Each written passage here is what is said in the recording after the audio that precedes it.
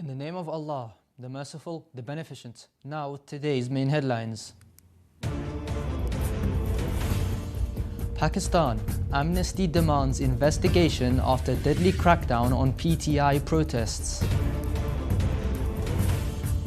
Death toll of journalists in Gaza rises to 190 amid ongoing Israeli assault. WHO reports 280 measles deaths in Yemen amid worsening health crisis. Grand Ayatollah Shirazi remarks on Dhul Qurba in Holy Quran during daily scholarly session.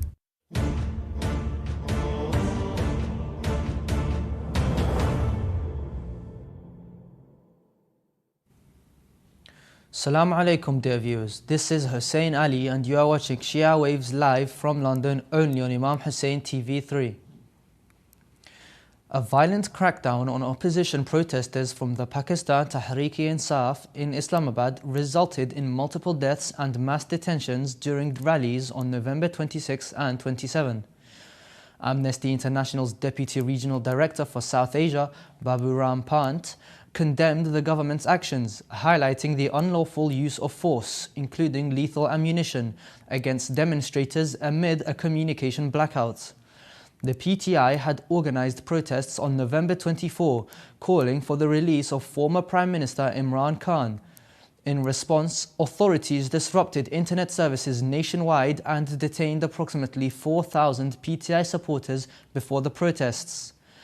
Clashes erupted as military forces were deployed, leading to reports of shoot-at-sight orders and the use of tear gas against protesters.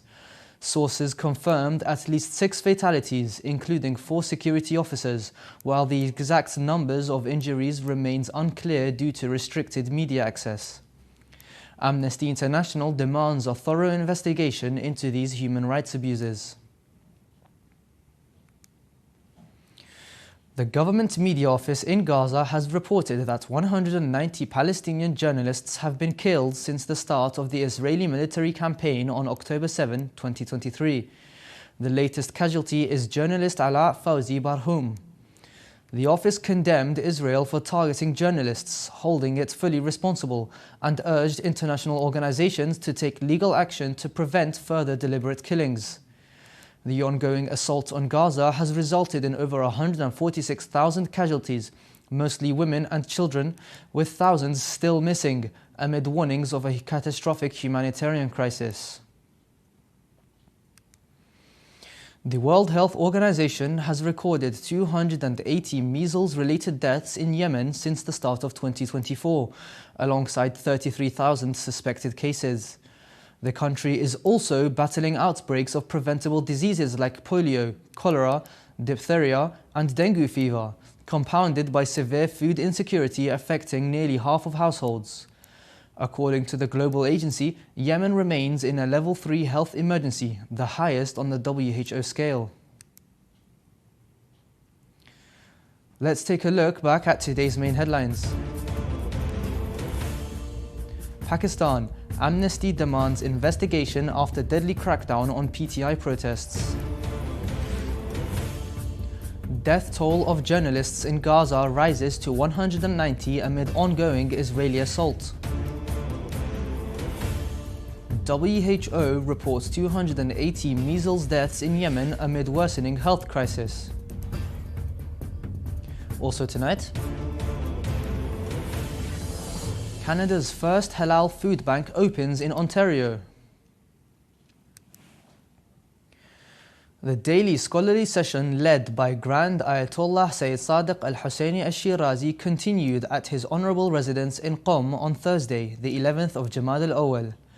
In discussing the Meccan or Medina nature of the revelation of verse 26 of Surah Al-Isra, which mentions Fatima Zahra, peace be upon her, as Dhul Qurba, Grand Ayatollah Shirazi stated, "It has been narrated from the Ahlul Bayt, peace be upon them, that while a surah may be a Medinan, some of its verses can be Meccan, and vice versa." Let's watch the statements together. فرض کنید سوره مکیه است. آیه شریف هم در مکه نازل شده. اما وقتی که بعد روایت معتبر داره عامه و خاصه نقل کردن که مقصود اینه. خب خدا قبل این آیه رو نازل کرده، مقصودش را بعد اظهار کرده، چه گیری داره؟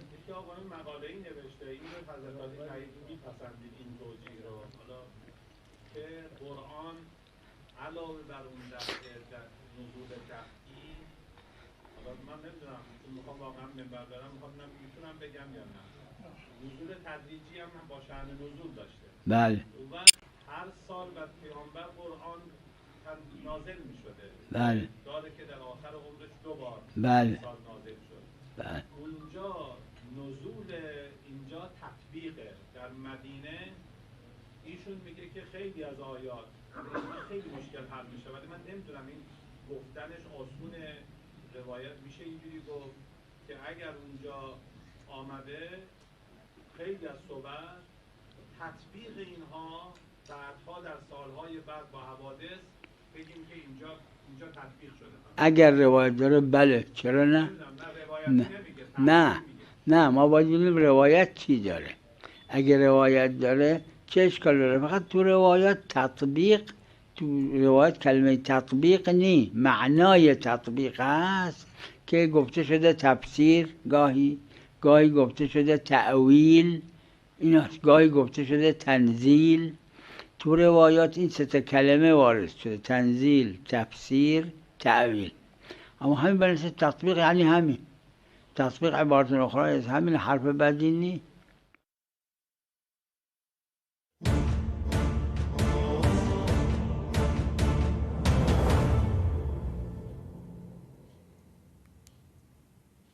And now we continue with some short news. The International Criminal Court has applied for an arrest warrant for General Min Aung Hlaing, the head of Myanmar's military junta, over alleged crimes against humanity against the Rohingya Muslim minority. This request follows a long-standing investigation into the military's violent crackdown in 2017, which resulted in nearly 1 million Rohingya fleeing to Bangladesh. The ICC authorized the investigation in 2019, citing reasonable grounds to believe that systematic violence may have occurred. Although Myanmar is not a party to the ICC, Bangladesh's ratification of the Rome Statute allows jurisdiction over cross-border crimes involving the Rohingya. ICC Chief Prosecutor Karim Khan announced the warrant application during a visit to Bangladesh, emphasizing that it is the first against a high-ranking Myanmar official since the investigation began. The application is supported by various forms of evidence, including witness testimonies and documentary materials. Honorable pilgrims to the holy shrine of Sayyidah Fatima al-Ma'suma in Holy Qom continue to visit the honorable residence of Grand Ayatollah Sayyid Sadiq al-Hussein al-Shirazi. The Grand Marja''s residence on Wednesday hosted several Iraqi groups who attended the daily scholarly sessions held by His Eminence with seminary teachers, scholars and students. The believers also attended a mourning ceremony to commemorate the martyrdom of Sayyidah Fatima Zahra, peace be upon her. Additionally, congregational prayers were held, followed by a lecture delivered by Hujjat al-Islam wal-Muslimin Sayyid Ja'far al-Husseini al-Shirazi, the son of the Grand Ayatollah. His speech addressed religious and spiritual issues, emphasizing the importance of deriving benefit from authentic Islamic teachings and following the example of the Ahlul Bayt, peace be upon them. Malaysia's Ministry of Home Affairs has initiated a program to replace old or damaged Qur'ans with officially licensed copies to ensure the accuracy of daily used texts. At a 3-day exhibition in Kuala Lumpur, many unlicensed or worn-out copies were exchanged for new ones. Officials noted frequent errors in unlicensed Qur'ans, such as incomplete verses and pagination issues. The initiative aligns with Malaysia's Quran Printing Act of 1986, which mandates official approval for Quran distribution and printing. Amnesty International has called for the immediate discontinuation of the AI systems used by Sweden's Social Insurance Agency, following an investigation revealing discriminatory practices. The report found that the algorithm disproportionately flagged marginalized groups, including women, individuals with foreign backgrounds, and low-income earners, for benefits fraud inspections.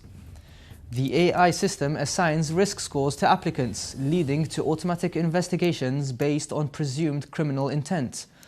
Despite previous warnings about the algorithm's bias and legality, Swedish authorities have remained opaque about its operations. The findings raise significant concerns under the newly enacted European AI regulation, which mandates strict governance for AI systems affecting public services. Amnesty International insists that the current system must be halted to protect human rights and prevent further discrimination. Similar patterns were observed in other European countries.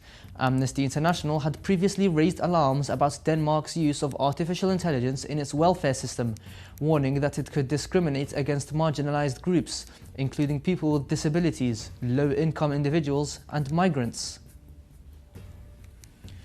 Researchers at Kumamoto University have unveiled a significant mechanism behind the aggregation of proteins linked to neurodegenerative diseases, particularly Parkinson's disease.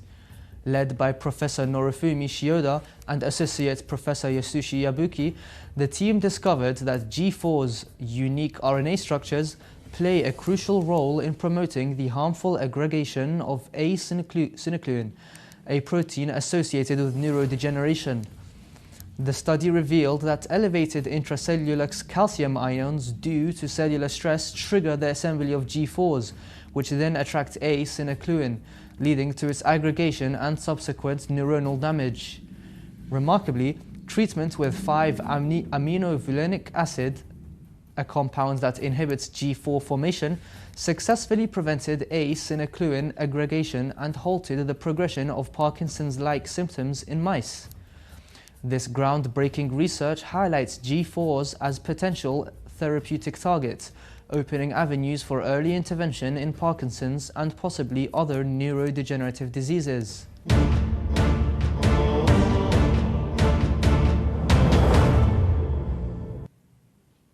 The City of London, Ontario, has inaugurated Canada's first halal food bank to support the local Muslim community and other individuals in need. Led by Amina Salim, the initiative operates under the Canadian Food Care Association and has served approximately 260 people monthly, with demand steadily rising. The bank collaborates with local food companies, the Islamic Centre of Southwest Ontario, and London Food Bank, relying on donations to provide halal meat and other essentials. Open to everyone, regardless of faith, it plans to expand to a larger facility next month.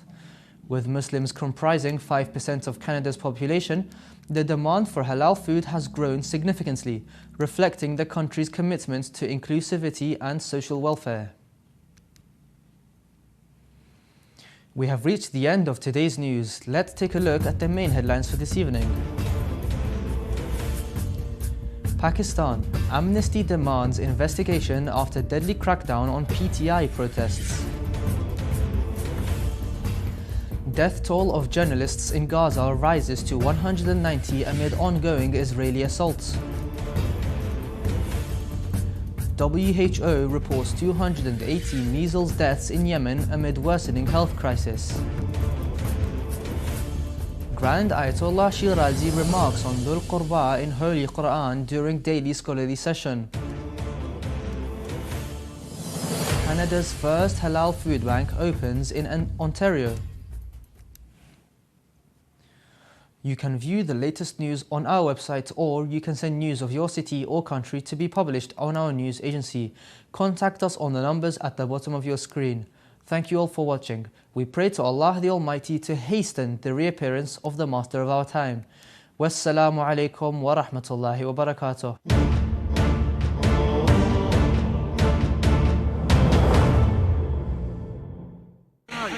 We're going! IHC! Imam Hussein Charity. We're bringing up awareness for the water campaign. Assalamu alaikum. You can see that there is an aeroplane right behind us. Today, us three are going to be getting on this aeroplane and not coming down it in the way that you would expect. We're actually going to be jumping out of an aeroplane, all for an amazing cause with Imam Hussein Charity.